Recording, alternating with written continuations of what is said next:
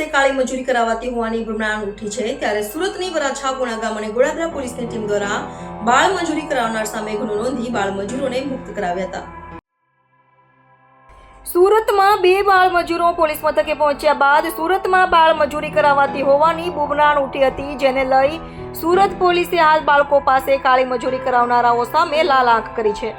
ત્યારે સુરતની વરાછા પોલીસની સી ટીમ તથા પુણા અને ગોળાદરાની ટીમ દ્વારા કામગીરી કરાઈ હતી, જેમાં પોલીસે સંયુક્ત રેસ્ક્યુ હાથ કરી પુણા ગામ સીતારામ સોસાયટી પાછળ આવેલ બિલનાથ સોસાયટીના ઘર નંબર 26માં રહેતા પ્રકાશ ભુરીલાલ ભુરિયાને તેથી 3 બાળ મજૂરોને મુક્ત કરાવ્યા હતા। આરોપી બાળકોનું માનસિક તથા શારીરિક શોષણ કરતા હોવાનું સામે આવ્યું હતું, જેને લઈ તેની વિરુદ્ધ પુણા ગામ પોલીસ મથકમાં ગુનો નોંધાવી વધુ તપાસ હાથ ધરી।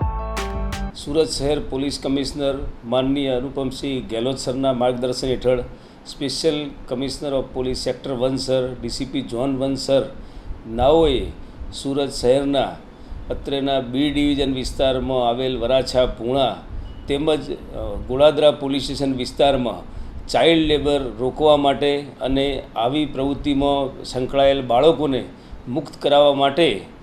વરાછા પોલીસ સ્ટેશનના સી ટીમના police sub inspector Shri Falguni Chaudhary તેમજ પૂણા પોલીસ સ્ટેશનના સબ ઇન્સ્પેક્ટર અને અત્રેના ડિવિઝનની સી ટીમ દ્વારા પૂણા પોલીસ સ્ટેશન વિસ્તારમાં આવેલ એક સોસાયટીમાં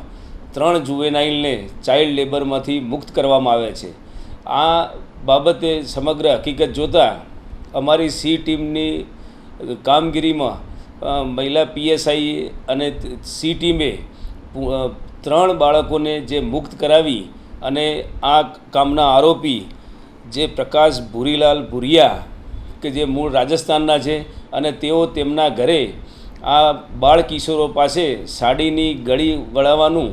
વધુ સમય માટે અને આર્થિક શોષણ કરી અને કામ કરાવતા હતા, જેના અનુસંધાને પીએસઆઈએ પોતે પૂણા પોલીસ સ્ટેશનમાં મજકૂર આરોપી વિરુદ્ધમાં BNS તેમજ ચાઇલ્ડ લેબર પ્રોહિબિશન એક્ટ તેમજ juvenile justice care and protection act હેઠળ ફરિયાદ નોંધાવી અને કાર્યવાહી હાથ ધરી છે। 3 જુવેનાઇલને મુક્ત કરી અને કતારગામ બાળ આશ્રમ ખાતે કાઉન્સેલિંગ સાથે મૂકવામાં આવેલ છે અને આ રીતે સુરત શહેર પોલીસના બી ડિવિઝન વિસ્તારમાં ચાઇલ્ડ લેબરને મુક્ત કરવાની એક કામગીરીમાં સફળતા હાંસલ છે।